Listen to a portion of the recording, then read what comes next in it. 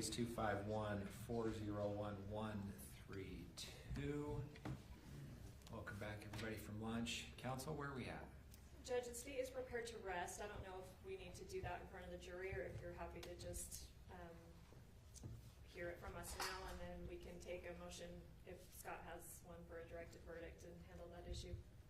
How would you like to handle that? That's fine with me, Your Honor. I will advise the court, and I've informed my client that careful of what that means, and that it does not require even much of a response from Your Honor. I'm not going to make more than a 60-second motion. Go ahead. Your Honor, at this point in time, on the presumption the state has rested, or has rested, time is such that it's incumbent upon me to move the court, Your Honor, to dismiss the charges in this case as not having been met and not, and this trial having not so far provided sufficient evidence for the government to prevail on the 2 counts beyond a reasonable doubt.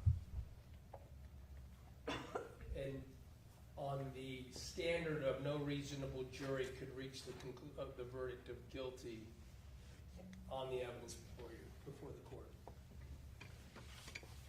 Any response? Yes, Judge. That being the standard, as the court knows, there is sufficient evidence that can be submitted to a jury on both counts. I'll start with count 2, obstructing justice. That one seems pretty clear. The defendant deleted at least 283 messages dealing with insulin, suicide, and insurance from her phone. The evidence was, at least in part, that there's indication that she began those deletions on, or at least did some of those deletions on, I believe, August 17th, after she had talked with police, after she was aware that an investigation was underway. And certainly the theme and topics of those deletions have to do with the crime at hand. Turning to aggravated murder, there's also sufficient evidence to submit it to a jury. Meggan Sundwall, who we have here, the combination of all of the forms of evidence, primarily the text messages, do demonstrate that she intentionally or knowingly caused the death of another individual. We know that Kacee Terry died. We know she died by insulin overdose. And the intentionally or knowingly, the texts more than demonstrate sufficient enough to go back to a jury that Meggan intended to come and help her. Multiple texts say that she would do it, that she would keep administering insulin after Kacee was either passed out or asleep to make sure that she kept her sugars low. The evidence supports that the defendant certainly continued to test Kacee's blood sugar to ensure that it continued dropping after the point where Kacee would have been unconscious. And the evidence supports both aggravating factors. There's evidence that the defendant was told by Kacee that she was the beneficiary of a $1 million life insurance policy. There's evidence that supports that Meggan believed that, and that was the reason. There are text messages showing her escalating financial desperation to Kacee. She even questions Kacee about the legitimacy of the policy, and Kacee is able to give her information that sounds credible enough that the defendant actually had a policy number and called the insurance company days after Kacee's death to follow up on that policy. The second aggravator is that a homicide was committed by means of administration of a poison or any lethal substance, or of any substance administered in a lethal amount, dosage, or quantity. Again, the evidence is pretty clear that the cause of death here is exogenous insulin overdose. We heard testimony from multiple people, but most recently Dr. DeSalvo that said that 100 units, certainly anything over 38 units would be lethal to Kacee, and the medical examiner and the toxicologist evidence were consistent that insulin, although other substances may have been on board, they were in therapeutic amounts and would not have on their own been the cause, and insulin overdose is what we're looking at here as the cause. And so and then I wanted to address with Your Honor, I know it was originally charged as domestic violence tagged offenses. although there is evidence that Ms. Sundwall and Kacee lived together at a certain point, and I think the evidence would meet that requirement. The state has determined that there's really nothing to gain from that domestic violence tag, and so that's not something that we're going to be seeking be proven to the jury. So we can make that clear, and that's not going to be something that the jury will have to be instructed upon. Are you intending on filing an amended information, or do we not need an amended information? Or you're just not arguing that portion? We're just gonna not argue that. We're happy to file an amended information procedurally if that's what the court prefers, but I think we have agreed that we're not gonna seek that tag, and the jury doesn't need to be instructed on that. Okay, and that's your understanding, Mr. Williams? I know, but I appreciate that. I think there's ways for us to work it out either way. By amended information, we can talk about that. Appreciate Okay. that. It is not a time that I seek to counterpoint to this extraordinarily difficult hurdle to overcome, and Your Honor gets to use all the evidence that has been adduced at trial at this point. So I'm not even seeking a detailed explanation for your ruling. I'll submit it. Thank you. This matter comes before the court on defendant's motion for directed verdict. The court has had a chance to review has had a chance to listen to all the testimony and has seen exhibits that have been received into evidence. I will cite to State versus Montoya, found in 2004 UT 5, specifically paragraph 29. The evidence is to be viewed in the light most favorable to the state. When reviewing a directed verdict, the court is not free to weigh the evidence and thus invade the province of the jury, whose prerogative it is to judge the facts. Upon reviewing the evidence and all inferences that can be reasonably drawn from it, this court does conclude that some evidence exists which a reasonable jury could find that the elements of the crime charged have been proven beyond reasonable doubt. Therefore, the court will deny defendant's motion for a directed verdict. When the jury comes back in, I can let them know that the state has rested. That is on the record, so I think we're covered. What's the plan for the rest of the day? So the hope is that Your Honor would accommodate a scheduling for the defendant to present evidence beginning tomorrow.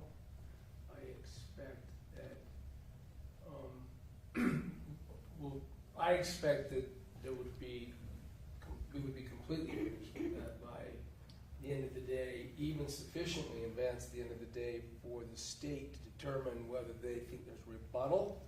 These are experts, so they've been on notice what they're about and what they're going to say. It's not for me to say whether they'll have rebuttal, but I want to point out that I believe we'll be concluding early enough that if there is rebuttal, then that could be accommodated. It will be my request that we, however, do not contemplate trying to close the case tomorrow. We've already talked about the imprudence of sending a jury tired from even part of the day to begin to deliberate. So I'm hoping that the court will accommodate the closing of the case on Monday. I think that will work. That's fine with the state, and hopefully, we've freed up the Monday, and then the jury has until Tuesday. If it's a long deliberation, they'll have plenty of time. Thank you both for talking about this. Oh, I have one other thing. I prefer to stop. I thank you, but of course. Our next witness comes from Logan.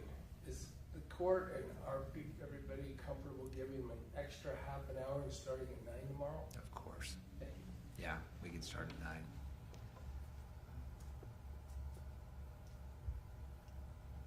So are we good to have Cole let the jury know they're excused for the day? They're still under the admonition. Do we want to bring them back in and let them know?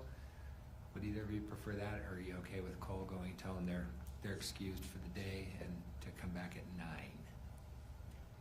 I'm fine either way. I know that there has been maybe potential issues with the admonition, but I think they may have heard it enough at this point that they should be aware. Let's bring him in so I can just talk to him for a second. I think that's clear. Oh, and before we do that, Cole, I have some jury instructions. They're a work in progress. We're gonna talk about them all. I want you to look at them and you guys to talk about them, and then we'll go from there.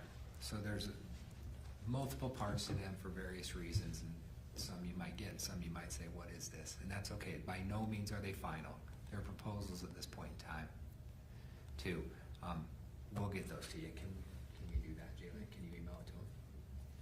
That would be helpful. So just so you'll have them this evening and tomorrow to look at, and we'll talk about. Hopefully that will be helpful Very Yes, much. yes. for you. Discussing some- And you guys are free to stipulate to any specific instructions for me to consider that I'll look at if you think it's better than what we have, and we'll all talk about the benefits of it before we come up with our final instructions. That works, and now I think we have plenty of time for us to consult together and be on the same page with that.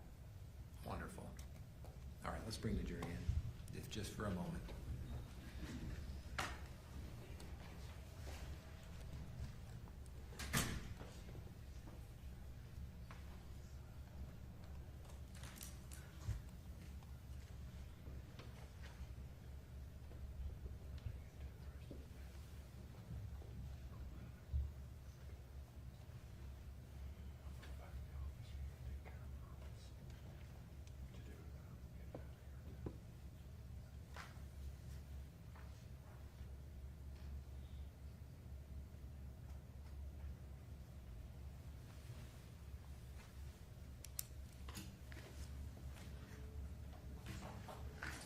All rise for the jury.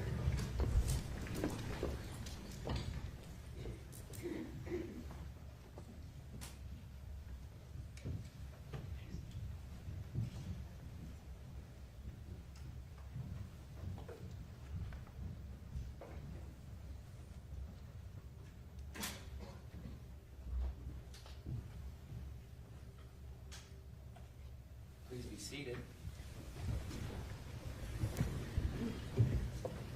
Ladies and gentlemen, jury, welcome back from lunch. I need to let you know that the state has rested. So their portion of the case, for now, is complete. The plan moving forward is that we are going to be finished for the day. So you're gonna be excused. We all appreciate your patience in this matter. There's a lot of starts and stops to these kind of cases, and a lot of changes that happen for good reason. So we all appreciate your patience and your efforts. We're gonna be excused today. Tomorrow, we're gonna give you an extra half hour in the morning. So you don't need to be here until 9. I hope that will work for everybody. I assume it will. So we're gonna start up at 9 o'clock tomorrow morning with our first witness, and we'll move forward accordingly. Is everybody okay with that? All right. I need to stress the admonition more, because the closer we get to the end, the more questions you may be asked from parties. And you've already heard my speeches multiple times, so you took an oath, and you're doing good. So we appreciate that. Before you leave, you are admonished by the court that it is your duty not to converse among yourselves or to converse with any other person on any subject of the trial. And it is your duty not to form or express an opinion thereon until the case is finally submitted to you. This includes no individual research on the parties, attorneys, or claims. All right, you got an early afternoon, and we'll see you at 9 tomorrow. Thank you. All rise for the jury.